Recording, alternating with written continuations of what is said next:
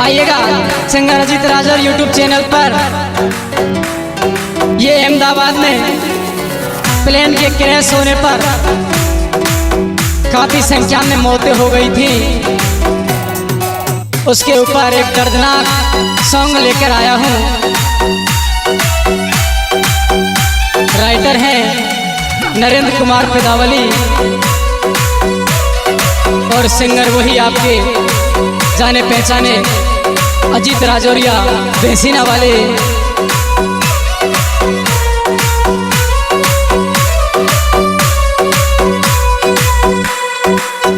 सोने प्लेन क्रैशों की ये घटना, सबकी आंखों से आंसू निकल रहे, जो सपने सजोए हे ईश्वर पल भर में अचानक सिमट गए।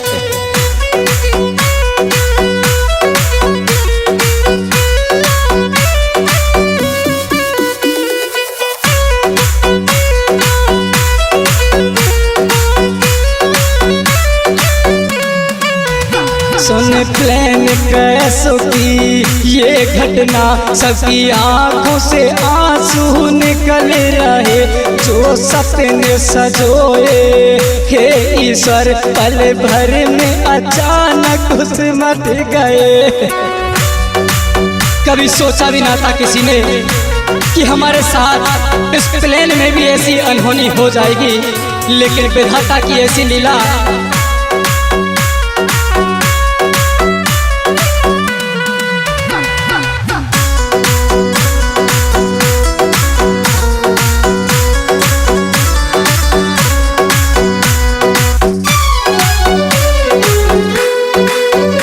अहमदाबाद जगह थी वो न्यारी, जहाँ से इस प्लेन ने उड़ान भरी, कुछ ही क्षण बाद ये क्रैश हुआ, इसके अंदर जिंदा लाश चली। उस प्लेन के अंदर न जाने कितनी लाशें जिंदा ही जल गई।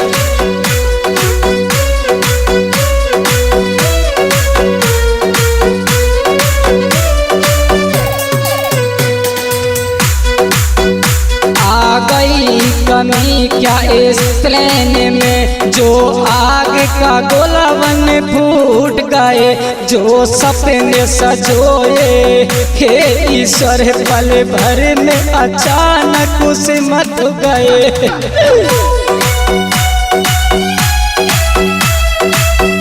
हे बिना तेरी ये कैसी लीला है।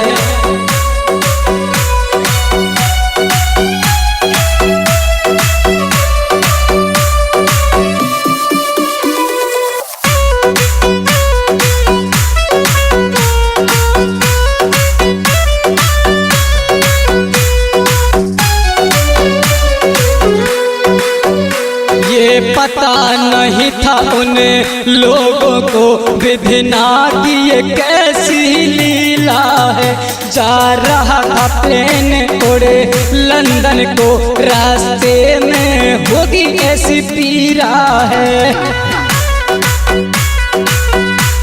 अहमदाबाद से उड़ान भरकर लंदन के लिए विमान जा रहा था, लेकिन रास्ते में ऐसी अनहोनी हो गई, कभी किसी ने सोचा भी नहीं था।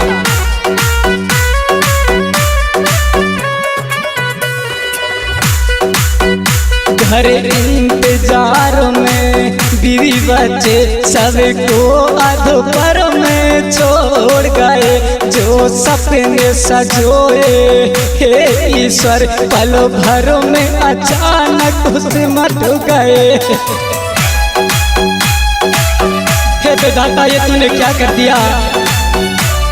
किसी के बीवी बच्चे, किसी के माँ बाप घर पर उनका इंतजार कर रहे हैं, लेकिन बिना की ये कैसी लीला है कि वो वापस उनके पास नहीं पहुंच सके।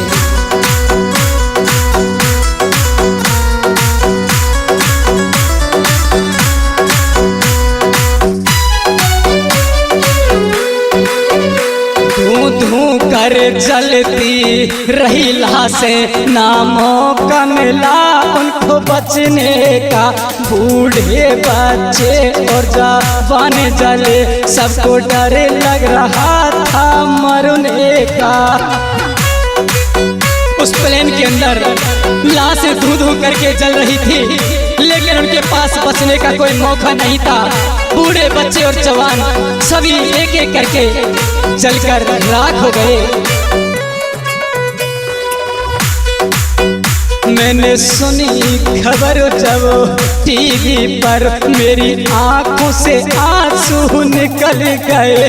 जो सपने सजोए हे ईश्वर, पल भर में अचानक तो सिमट गए।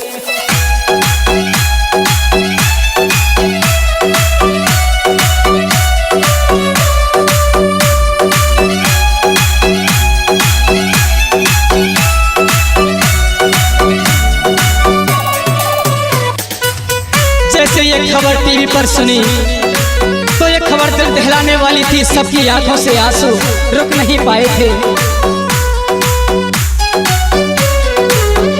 उनकी लाशों का देखी ऐसा मंजर, मेरे दिल में चला जैसे खंजर। क्या गुजरी होगी उन लोगों से, कई की तो बगिया हो गई बंजर। कई लोगों के तो घर की घर बर्बाद हो गए। क्या गुजरी होगी उनके ऊपर, जब उनके सामने उनका पूरा परिवार दू दू करके जल रहा था।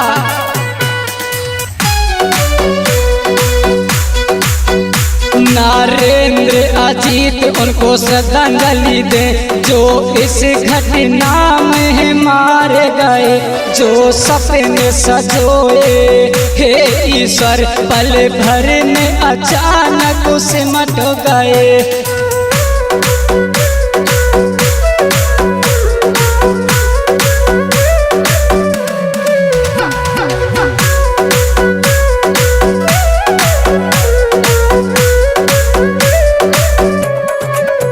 सुन प्लेन क्रैशों की ये घटना, सबकी आंखों से आंसू निकल रहे। जो सपने सजोए हे ईश्वर, पलों भरों में अचानक सिमट गए।